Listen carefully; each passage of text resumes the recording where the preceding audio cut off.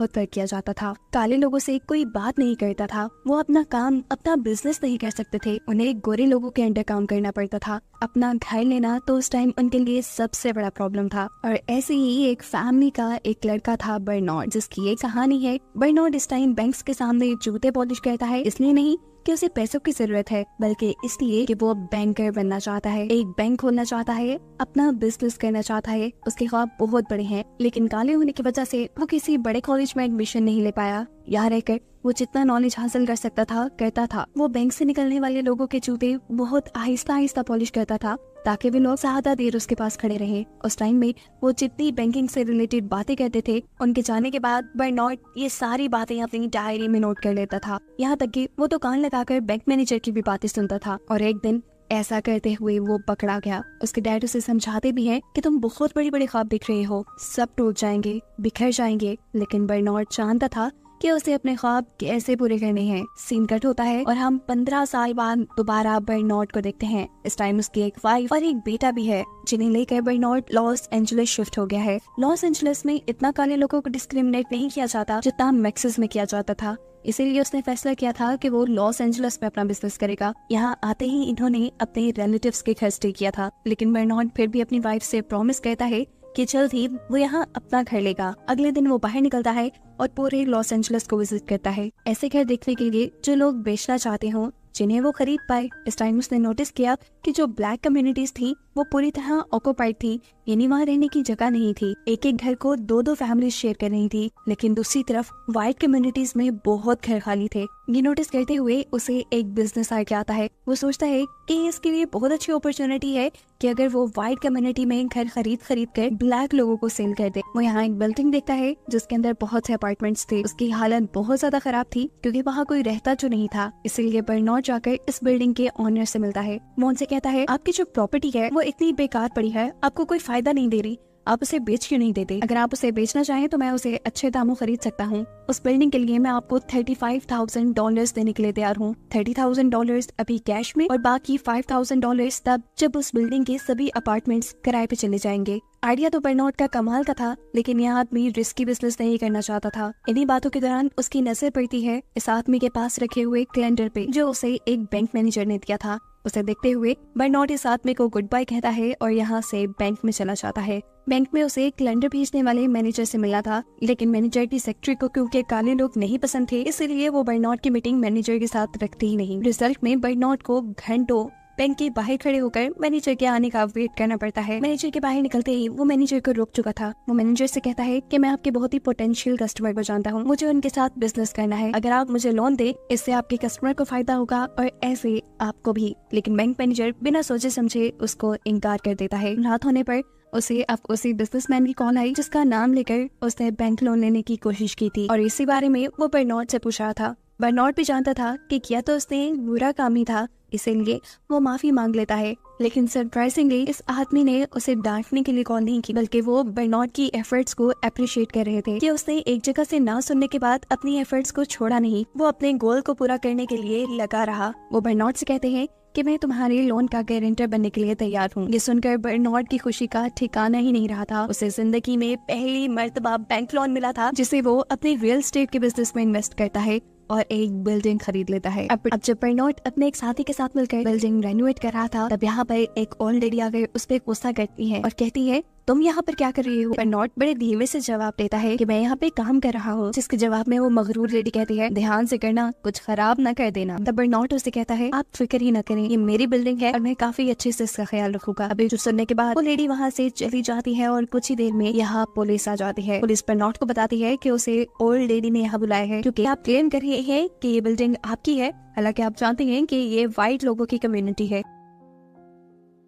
Bernard शायद इस situation के लिए पहले से ही तैयार था, इसलिए भी लीगल डॉक्यूमेंट्स अपने पास रखे हुए थे, जिससे वो पुलिस को दिखाता है और पुलिस को भी यकीन आ गया था कि ये प्रॉपर्टी उससे ही है। पुलिस यहाँ से जा चुकी थी। कुछ दिन बाद 12 बर्नार्ड लैंप लेकर जब इस बिल्डिंग में आ रहा था तो वो ओल्ड लेडी कहती है, ये कौन सा टाइम है रेनोवेशन का? जवाब में बर्नार्ड बड़ी आहिस्तगी से कहता है, मैं आप कोई रेनोवेशन वर्कर नहीं हूँ, मैं यहाँ का ऑनर हूँ। ये कहकर वो अपने अपार्टमेंट में जा चुका था और ये लेडी गुस्से से तिल मिला चुकी थी। थोड़े ही दिन गुजरते हैं और ये लेडी बिल्डिंग छोड़कर चली जाती है क्योंकि वो एक ही बिल्डिंग में ब्लैक लोगों के साथ नहीं रहना चाहती। उसके जाते ही उसका अपार्टमेंट बर्नार्ड ब्लैक लेडी को दे देता है। अब जैसा उससे पहले पता था कि लॉस एंजलिस में ब्लैक लोगों की मार्केट बहुत बड़ी है प्रॉपर्टी के लिए, देखते ही देखते उसकी बिल्डिंग के सारे अपार्टमेंट रेंट आउट हो जाते हैं, जिसके बाद वो बिल्डिंग के ऑनर को वो रकम भी वापस कर देता है जो उसने पेंडिंग की थी। साथ ही वो बैंक का लोन भी चुका चुका था। यह आदमी बर्नार्ड की काबिलियत से बहुत खुश था। वो अब बर्नार्ड को अपने साथ बिजनेस करने की ऑफर देता है। बर्नार्ड के लिए इससे अच्छी अपॉर्चुनिटी क्या हो सकती थी। वो उसके साथ हाथ मिला लेता है। उसकी दी हुई इन्वेस्टमेंट से ये लोग एक और बिल्डिंग खरीदते हैं, जिसे रेनोवेट करने के बाद ये लोग इसे भी रेंट आउट कर चुके थे। रियल एस्टेट मार्केट में फ्रंट पेज सबको बर्नार्ड का बिजनेस पार्टनर नजर आता था, जो कि एक वाइट मैन था। ऐसे इन्हें बिजनेस करने में कोई प्रॉब्लम नहीं हो रही थी और जितना प्रॉफिट आता था ये लोग उसे आधा आधा बांट लेते थे। इस मेहनत के बाद उसने अपने अपार्टमेंट के साथ साथ अपना एक महल नुमा शानदार घर भी खरीद लिया, जहां वो अपनी फैमिली के साथ शिफ्ट हो चुका था। लेकिन हर चीज हमेशा ठीक चलती रहे इस दुनिया में ये तो हो ही नहीं सकता। चैलेंजेस उसकी जिंदगी पे भी खत्म नहीं हुए थे। कुछ सालों बाद बर्नार्ड का बिजनेस पार्टनर मर जाता है और बर्नार्ड की कंपनी में जितने उसके शेयर्स थे वो चले जाते हैं सारे उसकी वाइफ के पास। लेकिन उसकी वाइफ भी यहाँ रहने वाले बाकी लोगों की तरह ब्लैक लोगों को पसंद नहीं करती थी। वो बर्नार्ड के साथ अब और काम नहीं करना चाहती थी। वो बर्नार्ड से कहती है कि तुम अपने सारे के सारे शेयर्स मुझे सस्ते दामों बेच दो, नहीं तो मैं तुम्हें सू कर दूंगी। बर्नार्ड ये बात अच्छे से जानता था कि जिस तरह ब्लैक लोगों की डिस्क्रिमिनेशन यहाँ पे चलती है, जज भी जरूर उसी लेडी का साथ देंगे। लेकिन फिर भी अपनी बेइज्जती का बदला वो लेना चाहता था, इसीलिए वो शेयर्स बेचने से मना कर देता है। अब चाहे ये मामला कोर्ट तक चला जाए। ये केस जीतने के लिए अब बर्नार्ड को किसी ऐसे आदमी की जरूरत थी जो बर्नार्ड और उसके बिजनेस पार्टनर के दरमियान में हुई बिजनेस डील के बारे में जानता हो। तब उसे याद आता है वही बैंक मैनेजर जिससे उसने लोन लिया था। वो फौरन बैंक मैनेजर से मिलने के लिए जाता है,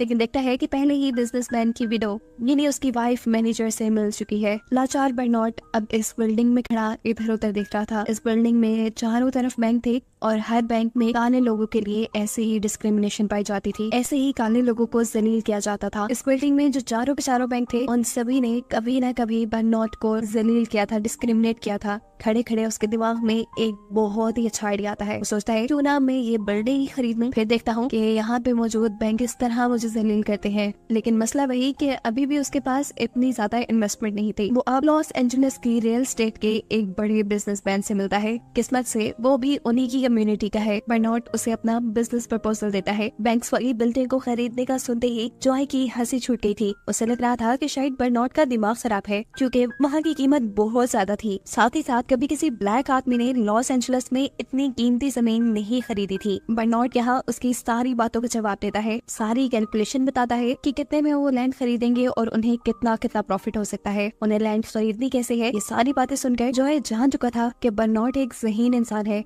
एक जज्बाती इंसान नहीं जो उसे वो पहले समझ रहा था। एंड पे बर्नार्ड ने उसे ये भी कहा कि अगर हम बैंक वाली बिल्डिंग खरीद लेते हैं तो वहाँ मौजूद सभी के सभी बैंक्स हमारे लिए काम करेंगे, नहीं फिर हमें फेवर्स देनी ही पड़ेंगी। ऐसे इन्वेस्टमेंट मिलना हमें आसान हो जाएगा और हमारा रियल एस्टेट बिजनेस काफी आसानी से आगे बढ़ेगा। बर्नार्ड का आइडिया उसे बहुत ज्यादा कमाल लगा था। वो बर्नार्ड को अप्रिशिएट करता है और कहता है मेरे पास बहुत पैसा है, लेकिन ऐसा आइडिया कभी मेरे दिमाग में नहीं आया। इतना पैसा होने के बावजूद भी आज तक मैं व्हाइट लोगों के लिए काम करता आया हूँ, लेकिन अब मैं तुम्हारे साथ काम करूंगा। अभी भी एक मसला था। अगर इन्हें प्रॉपर्टी खरीदनी थी, इन्हें व्हाइट लोगों की कम्युनिटी से कम्युनिकेट करने के लिए यानी अपना मैसेज पहुंचाने के लिए किसी व्हाइट आदमी की ही जरूरत थी। बर्नार्ड कहता है परेशान न हो, वो भी मेरे पास है। असल में बर्नार्ड के अंदर एक मैस्क नाम का आदमी काम करता था। वो व्हाइट था, साथ ही साथ ऑनेस्ट और हार्ड वर्किंग भी। बर्नार्ड और जॉय मिलकर उसे अपने प्लान के लिए तैयार करना शुरू कर देते हैं। उसे हाई क्लास लोगों में उठने बैठने के मैनर्स सिखाते हैं, गोल्फ खेलना सिखाते हैं और साथ ही रियल एस्टेट का बिजनेस मॉडल भी समझा देते हैं। वो सारी कैलकुलेशन भी जो कोई एक बिल्डिंग खरीदने या बेचने से पहले करता है। उसने जल्द ही ये सब कुछ सीख लिया था और अब उनके प्लान के अकॉर्डिंग वो बहुत अच्छे से गोल्फ भी खेल रहा था और साथ साथ रियल एस्टेट की कैलकुलेशन भी कर पा रहा था। अब इसी गोल्फ क्लब के अंदर मैस्ट मिलता है बैंक बिल्डिंग के ऑनर से। उनकी ये मीटिंग जॉय ने ही एक प्लान के अकॉर्डिंग अरेंज की थी। मैस्ट इस बिल्डिंग ऑनर से बातें करते हुए उसे इम्प्रेस करने में कामयाब हो जाता है और ऐसे इन्हें बिल्डिंग खरीदने का चांस भी मिल चुका था। लेकिन अभी मैस्ट बहुत ज्यादा परेशान था, क्योंकि अब तक जो उसने किया था वो सारा बर्नार्ड का प्लान था। आगे अगर उसे डील करनी थी तो वो कैसे करता। तब बर्नार्ड उसे कहता है परेशान न हो, मैं तुम्हें सब सिखा दूंगा। रात में बर्नार्ड इस बिल्डिंग के बंद हुई लाइट्स वाले अपार्टमेंट्स गिनता है और कैलकुलेट करता है कि यहाँ पे कितने ऑफिसेस की और स्पेस है। उनकी फाइनेंशियल वैल्यू कैलकुलेट करने के बाद वो मेस्ट से कहता है कि तुम इन सारी फिगर्स को याद रखना। साथ ही वो मेस्ट को ये फिगर कैलकुलेट करने का तरीका भी बता चुका था ताकि वो वहाँ जाकर कंफ्यूज ना हो। अब अगले दिन जब मेस्ट की मीटिंग होती है उस बिजनेसमैन से, तो ये लोग यहाँ बिल्डिंग की इवैल्यूएशन के बारे में बात करते हैं। यहाँ पर बिजनेसमैन का अकाउंटेंट जो फिगर्स उन्हें दे रहा था, मेस्ट उन फिगर्स से हमेशा एक हाथ आगे था। ये चीज उस बिजनेसमैन को इम्प्रेस कर देती है और बिजनेसमैन अपनी बिल्डिंग बेचने के लिए तैयार हो जाता है। इस बिल्डिंग को खरीदने के बाद बर्नार्ड और जॉय दोनों की ही पोजीशन बहुत स्ट्रांग हो चुकी थी। जिस बिल्डिंग के एक छोटे से बैंक के एक छोटे से मैनेजर ने बर्नार्ड के लिए इतनी मुश्किलें पैदा की थी, वो भी ये देखकर हैरान था कि इस बिल्डिंग के बैंक का हर प्रेसिडेंट अपने ऑफिस से बाहर आकर बर्नार्ड को सलाम किया करता था। इन्हीं बैंक्स की सपोर्ट की वजह से बर्नार्ड और जॉय का रियल एस्टेट का बिजनेस बहुत तरक्की कर लेता है। इन दोनों की एफर्ट्स ने लॉस एंजलिस में ब्लैक लोगों की डिस्क्रिमिनेशन को काफी कम कर दिया था। ब्लैक लोगों की पोजीशन काफी स्ट्रांग हो गई थी। वो लोग बड़ी आसानी से लॉस एंजलिस में घर खरीद सकते थे और अब तो उनके लिए बिजनेस अपॉर्चुनिटीज भी बहुत बढ़ गई थी। लोग उनके साथ मिलकर काम करना पसंद करने लगे थे। बहुत सी बिल्डिंग्स ऐसी बन गई थी जिसमें ब्लैक और व्हाइट लोग एक साथ रहते थे। यहाँ तक कि बर्नार्ड और जॉय अपने बिजनेस में इतनी तरक्की कर लेते हैं कि शहर के व्हाइट प्रेसिडेंट भी खुद इनके साथ आकर पिक्चर उतरवाते हैं। इतनी तरक्की करने के बाद, कामयाब होने के बाद बर्नार्ड अपने पेरेंट्स से मिलने के लिए वापस टेक्सास जाता है, जहां अब उसके डैड उसके ऊपर फख्र करते थे। बर्नार्ड अपने बेटे को ये शहर घुमाता है और उस बैंक के पास भी लेकर जाता है जिसके सामने बैठकर वो बूट पॉलिश किया करता था। वहाँ आज भी एक बच्चा बूट पॉलिश कर रहा था, लेकिन बर्नार्ड देखता है कि वो बच्चा ब्लैक लोगों के बूट पॉलिश नहीं कर रहा, सिर्फ व्हाइट लोगों के बूट पॉलिश कर रहा है, क्योंकि यहाँ व्हाइट लोगों की इज्जत है। आज भी यहाँ ब्लैक लोगों को डिस्क्रिमिनेट होते, जलील होते देखकर उसको दिल से बहुत दुख हुआ और अब उसने दिल ही दिल में सोच लिया था कि वो इस डिस्क्रिमिनेशन को खत्म करने के लिए, ब्लैक लोगों के हक में आवाज उठाने के लिए काम करेगा।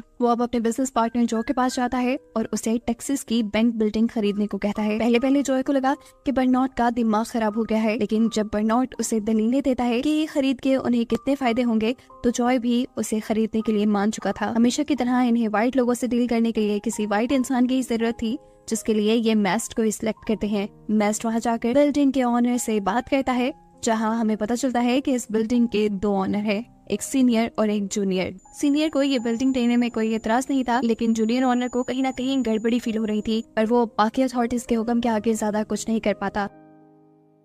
बैंक की बिल्डिंग खरीदने के बाद ये लोग यहाँ का बैंक भी खरीद लेते हैं और यहाँ पर रहने वाले ब्लैक लोगों को बड़ी आसान एक साथ पे कर्जे देना शुरू कर देते हैं ताकि वो यहाँ पर अपनी प्रॉपर्टी खरीद सके, अपना बिजनेस कर सके और व्हाइट लोगों की तरह ही कामयाब हो पाए। सब कुछ बिल्कुल ठीक चल रहा था, लेकिन सिर्फ तब तक जब तक जूनियर अपने बैंक के लोन्स की डिटेल्स देखना शुरू नहीं करता। जब बैंक की डिटेल्स उसकी आंखों के सामने आती हैं, तो वो ये देखकर शॉक हो चुका था कि सारे के सारे लोन सिर्फ ब्लैक लोगों को दिए जा रहे थे। वो अब मेस्ट के जरिए बर्नार्ड और जॉय से मिल लेता है और उन्हें धमकी देता है कि तुमने जो किया वो अच्छा नहीं किया। जो लोन तुमने पास किए हैं उसके जुर्म में तुम्हें गिरफ्तार भी किया जा सकता है, क्योंकि वो सब के सब बाइस्ड हैं, तुम्हारे फायदे के लिए हैं। वो इन्हें यहाँ धमकी भी दे गया था कि अगले 1 महीने में फेडरल डिपार्टमेंट वाले उनके बैंक को चेक करने के लिए आएंगे और अगर कुछ भी गड़बड़ी निकली तो उन्हें जेल जाना पड़ेगा। ये खबर सुनकर ये तीनों ही डर चुके थे। इन्हें समझ नहीं आ रहा था कि ये इस मुसीबत से निकले कैसे। तब मेस्ट इन्हें आइडिया देता है कि हमें एक और बैंक खरीद लेना चाहिए, उस बैंक को मैं चलाऊंगा और ये सारे लोन हम वहाँ ट्रांसफर कर देंगे। ये आइडिया बहुत ज्यादा अच्छा नहीं था, लेकिन फिलहाल कोई दूसरा ऑप्शन ना होने की वजह से इन्हें यही करना पड़ा। मेस्ट अपना बैंक चलाना शुरू कर देता है और उसका लॉयर बगैर सोचे समझे बहुत से लोन डॉक्यूमेंट्स पे साइन कर देता है। मेस्ट अब इस बैंक को अपने और बर्नार्ड के अकॉर्डिंग चला रहा था, लेकिन मसला तब पैदा होता है जब इन्हें पता चलता है कि फेडरल गवर्नमेंट के लोग उनके बैंक की इंस्पेक्शन के लिए भी आ रहे हैं और ये सब गेम खेली थी असल में जूनियर ने। मेस्ट बहुत ज्यादा घबराया हुआ था। बर्नार्ड उसे रिलैक्स करने के लिए यहाँ वर्कर जैसे कपड़े पहनकर पहुंच जाता है और इंस्पेक्शन टीम की बातें सुनता है। उसे पता चलता है कि लॉयर ने यहाँ पे बहुत सारी गलतियाँ की हुई थी। उसने बहुत से ऐसे लोन अप्रूव किए हुए थे जिसका कोई लीगल रीजन बनता ही नहीं था और ऐसे अब उनके बैंक का लाइसेंस जब्त कर लिया जाता है। बर्नार्ड उनके जाने के बाद ये सारे डॉक्यूमेंट चेक करता है और उससे पूछता है कि इतनी बड़ी बड़ी गलतियाँ कैसे हो गई, तुम्हारा लॉयर अंदर था क्या? और तब मेस्ट उसे बताता है कि ये लॉयर उसे जूनियर ने ही सिलेक्ट करके दिया था, यानी सारी गेम शुरू से एंड तक जूनियर ही खेल रहा था और उसने मैस्ट को अपने गेम के लिए यूज किया। वो सिर्फ बर्नार्ड और जॉय को मजा चखाना चाहता था। अब इनके पास सिर्फ यही ऑप्शन था कि ये लोग इस बैंक को छोड़ दें और कहीं और शिफ्ट हो जाएं। लेकिन मैस्ट को अपना ये बैंक नहीं छोड़ना था, इसीलिए बर्नार्ड की बात ना मानते हुए वो यहाँ एक चाल चलता है अपने ही साथी बर्नार्ड और जॉय के खिलाफ, जिसकी इस चाल के बारे में जॉय को खबर भी हो जाती है। वो बर्नार्ड को लेकर जल्दी से बैंक में जाता है। वो बैंक में आते ही मैस्ट से यहाँ बैंक के डॉक्यूमेंट्स मांगते हैं, लेकिन इससे पहले कि वो ये लेकर यहाँ से निकल जाते, यहाँ पे FBI वाले पहुंच चुके थे। डॉक्यूमेंट्स उनके हाथ लग जाते हैं, जिन डॉक्यूमेंट्स पे नाम था बर्नार्ड और जॉय का, और ऐसे FBI वाले उन्हें पकड़ चुके थे। कुछ टाइम बाद हमें दिखाया जाता है कि बर्नार्ड और जॉय दोनों अपने लॉयर से मिले हैं। इन्हें कुछ दिनों की बेल पे छोड़ा गया था ताकि ये अपना केस लड़ सके, लेकिन इनके लॉयर इन्हें बताते हैं कि आप लोगों का यहाँ पे केस लड़ना आसान नहीं होगा। मैं जानता हूँ जज व्हाइट लोगों की फेवर में फैसला देंगे। दूसरी तरफ मैस्ट भी पकड़ा जा चुका था, लेकिन उसे अपनी आजादी चाहिए थी, जिसकी डील के लिए वो यहाँ जज से मिलता है। जज से कहते हैं कि तुम अपने साथियों के खिलाफ बयान दे दो, मैं तुम्हें छोड़ दूंगा, और इस बात के लिए मैस्ट मान जाता है। जिसके बाद हम देखते हैं कि बर्नार्ड भी जज से मिलने के लिए आया। जज ने यहाँ उसे डील दी कि या तो वो सारे पैसे मैस्ट को दे दे और आजादी से जिंदगी गुजारे, या फिर अदालत में अपनी मर्जी का बयान दे और फिर जेल चला जाए। उदास बर्नार्ड यहाँ दूसरी ऑफर एक्सेप्ट करता है। वो अगले दिन अदालत में अपनी मर्जी का बयान देता है। वो अपने लोगों के हक में बात करता है, ब्लैक कम्युनिटी के हक में, कि कैसे वो यहाँ पे एक आम सादा जिंदगी गुजारने के लिए भी स्ट्रगल करते हैं, उन्हें उनका हक मिलना चाहिए।